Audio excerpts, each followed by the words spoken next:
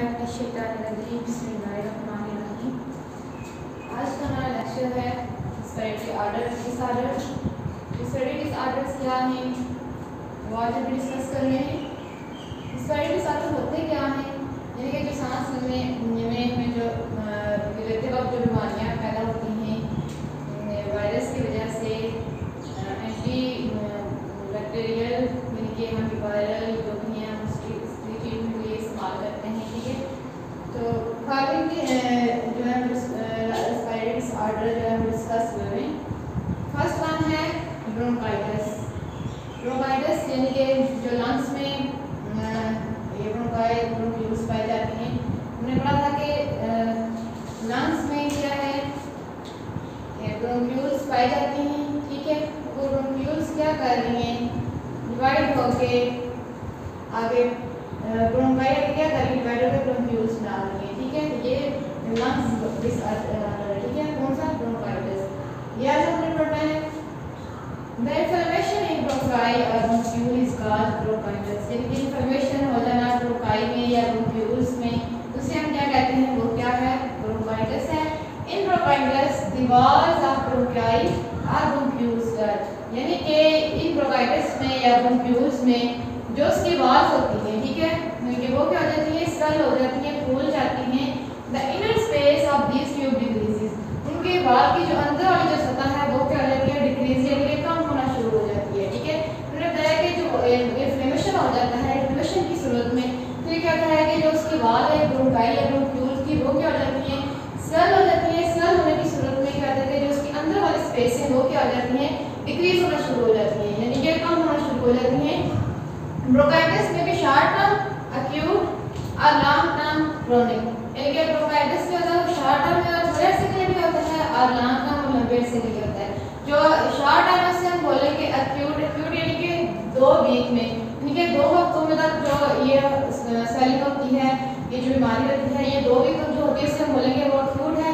लेकिन जो क्रोनिक है यानी कि ईयर्स तक, यानी कि जो सालों तक चलती आ रही है, जो सालों तक यानी कि आगे प्रमोट हो रही है, ये कितनी रीजन क्या बोलेंगे वो क्या है, क्रोनिक है, यानी कि लॉन्ग टर्म है। In long term bronchitis mucus producing cell in the wall of the bronchi increase in number, यानी कि फिर लॉन्ग टर्म का बता रहे हैं कि क्या कर रहे हैं, जो म्यूकस प्रोड्यूसिंग सेल हैं वो क्या कर रहे हैं, इंक्रीज, उनकी जो तादाद है वो क्या आ रही है, ज्यादा हो रही है, इंक्रीज हो रही है। ठीक है, thus this is thick mucus in bronchi it obstruct the inhaler and save air। फिर ये क्या कर रहा है, यानी कि 10 there is thick mucus in bronchi, bronchi में क्या हो रहा है कि थिक म्यूकस प्रोड्यूस हो रहा है जो क्या कर रहा है, ऑब्स्ट्रक्ट कर रहा है किसको, इनहेल यानी कि एक्सहेल यानी कि हवा का अंदर और बाहर जाने से क्या कर रहा है, कॉवर्ट बन रहा है। ठीक है, ये था ब्रोंकाइटिस। और ये किस वजह से होता है, ये हमने काजेस, इसके काजेस क्या हैं, this is inflammation may be due to infection by virus और बैक्टीरिया।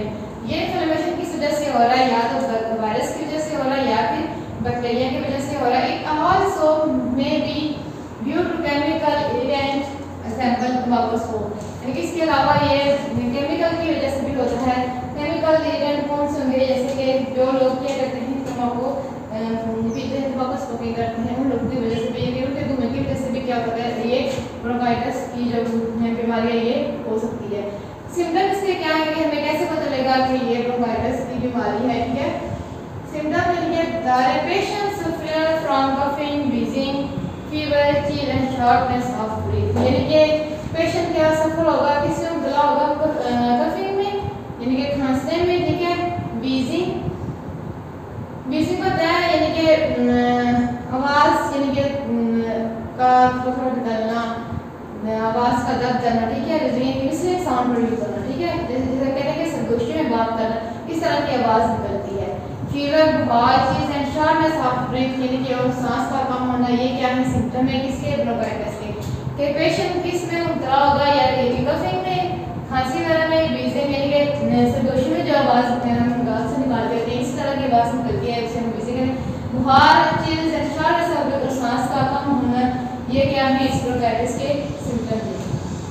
इसका हम ट्रीटमेंट कैसे कर सकते हैं, वो भी बताना है। Short term bronchitis cure without treatment to be, देखिए जो शॉर्ट टर्म है जो तो जिसे हमने नाम दिया था एक्यूट, ठीक है, जो 2 हफ्तों तक यानी कि ये होता है, वो क्या यानी कि विदाउट एनी ट्रीटमेंट, किसी भी ट्रीटमेंट के बगैर क्या होता है, वो पेशेंट इज गिवन मेडिसिन। अगर कंडीशन नॉर्मल नहीं हो रही, इम्प्रूव नहीं हो रही, तो फिर क्या करते हैं, ये पेशेंट क्या करता है, मेडिसिन लेता है। Antibiotic is used when bronchitis is due to bacterial infection. Antibiotics हम कब यूज करते हैं, जब ब्रोंकाइटिस क्या हो, बैक्टीरियल इन्फेक्शन की वजह से हो। ठीक है, ये याद रखना है कि अगर नॉर्मल कंडीशन है यानी कि एक्यूट है, 2 हफ्ते तक है, तो वो खुद को ठीक हो जाएगी। अगर वो कंडीशन इंप्रूव नहीं हो रही, इसकी शुरुआत ठीक नहीं हो रही, तो फिर क्या करते हैं कि जो पेशेंट है वो मेडिसिन लेते हैं। लेकिन एंटीबायोटिक्स हम कब यूज करते हैं, जब ब्रोंकाइटिस किस वजह से हो, बैक्टीरियल इन्फेक्शन की वजह से हो। When bronchitis is due to viral infection, antiviral medicine is used. अगर ब्रोंकाइटिस वायरल की वजह से है, वायरस की वजह से है, तो फिर हम दर्जा करके एंटीवायरल मेडिसिन यूज करेंगे।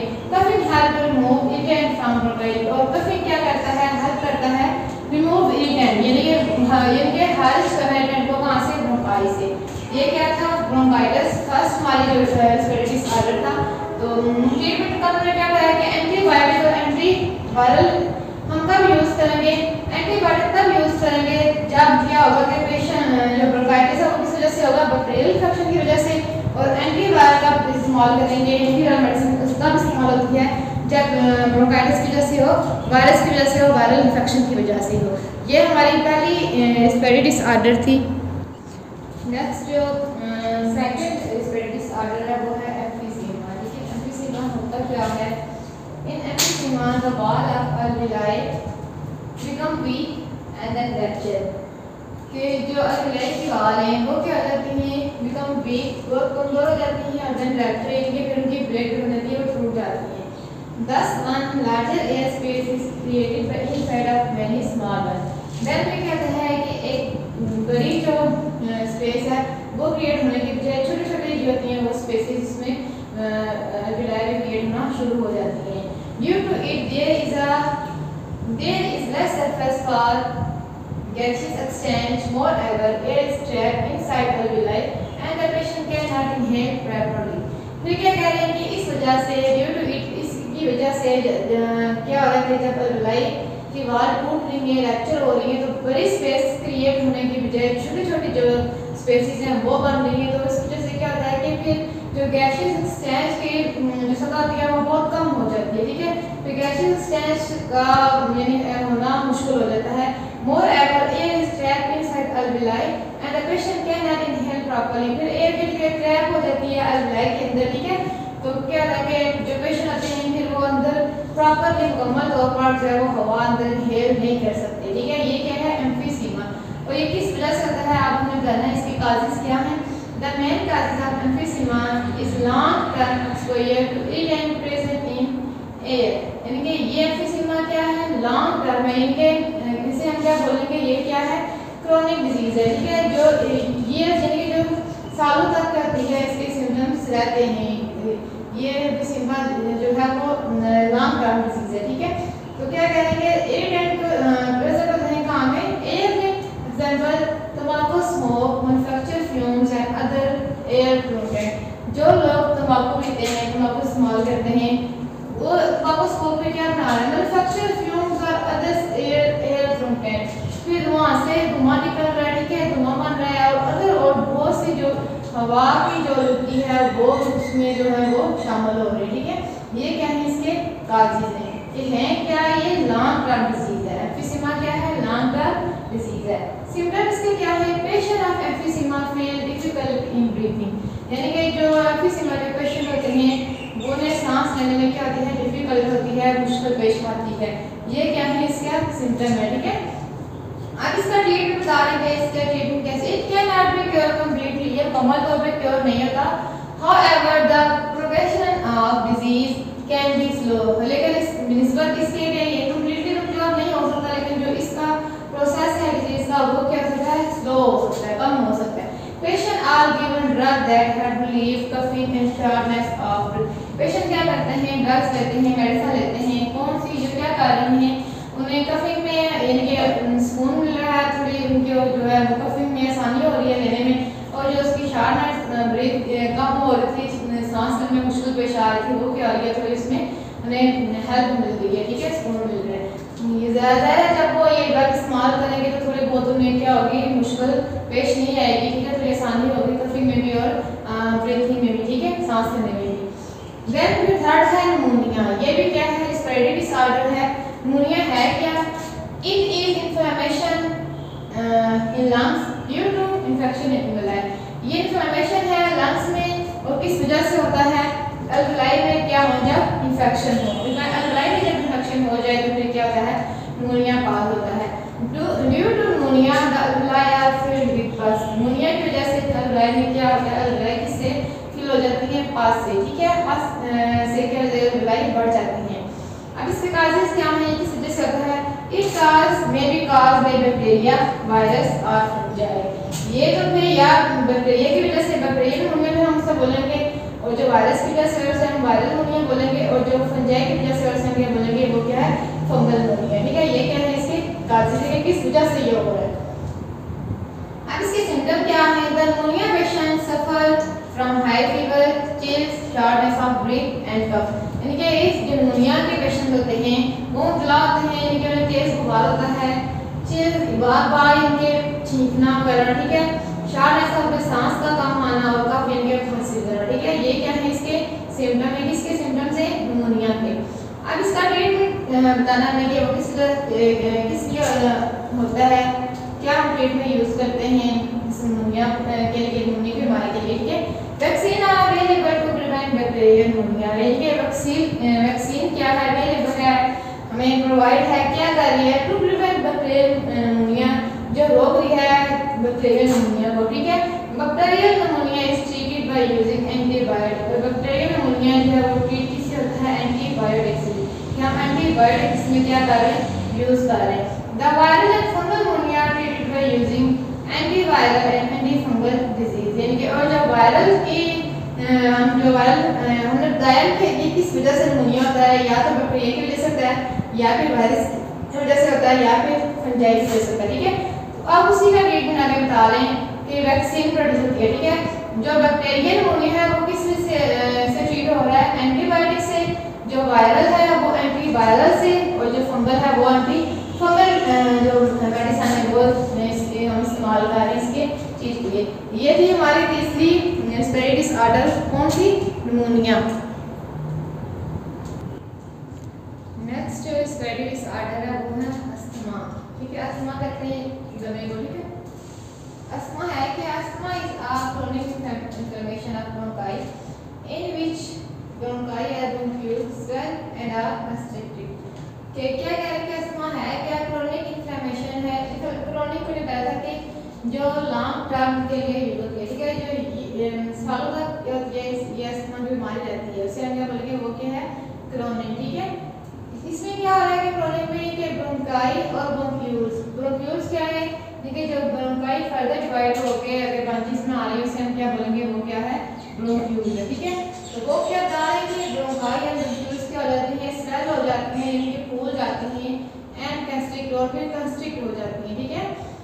इसके सिम्टम्स क्या हैं, the patient experience recurring attack of shortness of breath, wheezing, coughing and chest tightness, ठीक है। कि इस तरह पेशेंट्स हैं उनमें क्या होता है कि वही सांस का कम आना, ठीक है, जरा जब दमा होता है तो फिर उसकी वजह से सांस लेने में क्या होती है, तकलीफ होती है, ठीक है, कम आती है तकलीफ। व्हीजिंग यानी कि वही क्या बताया कि जैसे हम सरगोशी में बात करते हैं उस तरह की आवाज निकालना, मध्यम सी आवाज निकलना से बोलेंगे व्हीजिंग। कफिंग खांसना एंड चेस्ट टाइटनेस यानी कि और सीने में पैन होना, सीने का घुटन महसूस होना से हम क्या बोलेंगे, चेस्ट टाइटनेस, ठीक है। ये क्या है इसकी सिम्टम्स हैं। इसके काजेस क्या है, किस वजह से होता है, इट मे बी जेनेटिक और एनवायरमेंटल, या तो ये भी जेनेटिक है यानी कि पेरेंट्स से आ रहा है, ठीक है, आगे बच्चों तक, यानी कि विरासत के तौर पर ये क्या हो रहा है, आगे तब्दील हो रहा है, ठीक है, उसे हम बोलेंगे जेनेटिक्स, या फिर एनवायरमेंटल या फिर माहौल की वजह से होगा, इससे हम क्या बोलेंगे, ये क्या है इसके काजेस हैं, ठीक है। एनवायरमेंटल किस वजह से होता है, environmental reason include sensitive to allergen, allergy causing factor, ठीक है, pollen, cold, smoke and other chemicals, यानी कि पोलन की वजह से, स्मोक की वजह से या फिर दूसरे केमिकल्स की वजह से ये क्या होता है, काज होता है, ठीक है। आगे इसका ट्रीटमेंट क्या है कि किस को हम क्या इस्तेमाल करेंगे इसकी ट्रीटमेंट के लिए। Asthma patient give short term treatment, यानी कि अस्थमा के पेशेंट जो होते हैं, जो दमा के मरीज होते हैं, वो जो दवाई आते हैं जो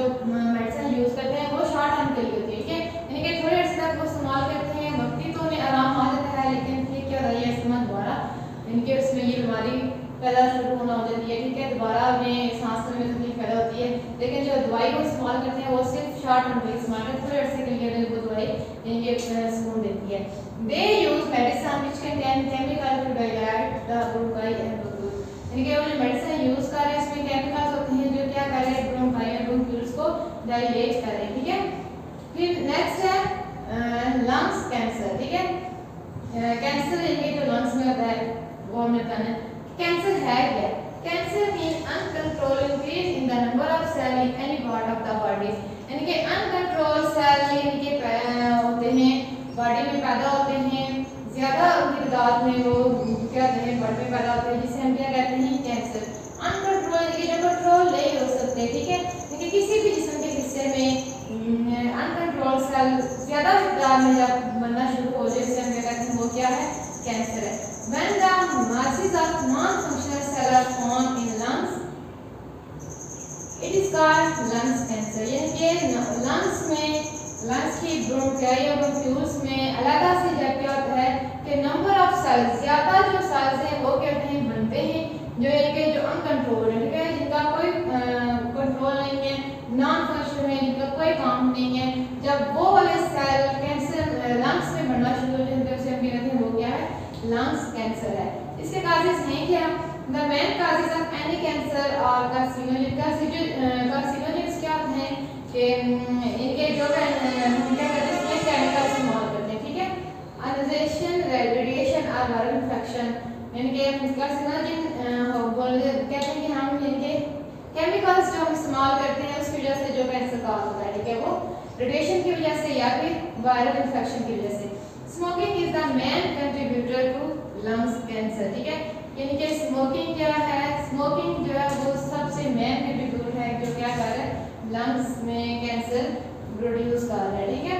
cigarette smoke contain about 69 non carcinogen, यानी कि जो सिगरेट स्मोकिंग है, जो सिगरेट पीते हैं उनमें 69 जो है वो क्या है कार्सिनोजेन। कार्सिनोजेन क्या है कि वो केमिकल्स जो क्या कर रहे हैं कैंसर बना रहे हैं, प्रोड्यूस कर रहे हैं, ठीक है, उसके हम क्या बोलेंगे वो क्या है कार्सिनोजेन। और कितने रहते हैं 69 कार्सिनोजेंस हैं जो क्या है सिगरेट में ही पाए जाते हैं वो वाले केमिकल 69 केमिकल्स, ठीक है। फिर क्या इसके सिम्टम्स हैं क्या? The most common symptoms are shortness of breath, coughing and weight loss, यानी कि इस जो सांस का कम होना, कफिंग खांसना, वजन का कम होना, ये क्या है कैंसर की अलामत है। आगे इसके ट्रीटमेंट है क्या? The patient of lung cancer is given one और more treatment including surgery, chemical therapy और फिर रेडिएशन थेरेपी, यानी कि पेशेंट के जो इसका जो लंग कैंसर का जो ट्रीटमेंट है वो क्या है, जो पेशेंट होते हैं वो क्या करते हैं या तो एक दिन की ट्रीटमेंट हुई या फिर ज्यादा होती है, ठीक है, तो ज्यादा में जब क्या आ जाएगा सर्जरी या फिर उनकी सर्जरी होती है, ठीक है, सर्जरी करवाते हैं, सर्जरी करके वो वाला पार्ट क्या करते हैं रिमूव करते हैं, या फिर कीमोथेरेपी, कीमोथेरेपी केमिकल यूज करते हैं उस जो नॉन फंक्शनल सेल जो लंग्स में प्रोड्यूस हो रहे हैं, कीमोथेरेपी करते हैं, केमिकल यूज करते हैं ताकि वो क्या हो जाए रिमूव हो जाए, वहाँ से खत्म हो जाए, या फिर रेडिएशन थेरेपी करते हैं, या फिर क्या करते हैं हम इनकी रेडिएशन थेरेपी या फिर शुआएं क्या करते हैं उस पार्ट्स पे लगाते हैं, इनके क्या हो गया शुआओं की वजह से क्या हो वो जो नॉन फंक्शनल सेल है वो क्या हो वहाँ से खत्म हो जाए। ये था लंग्स कैंसर, ठीक है,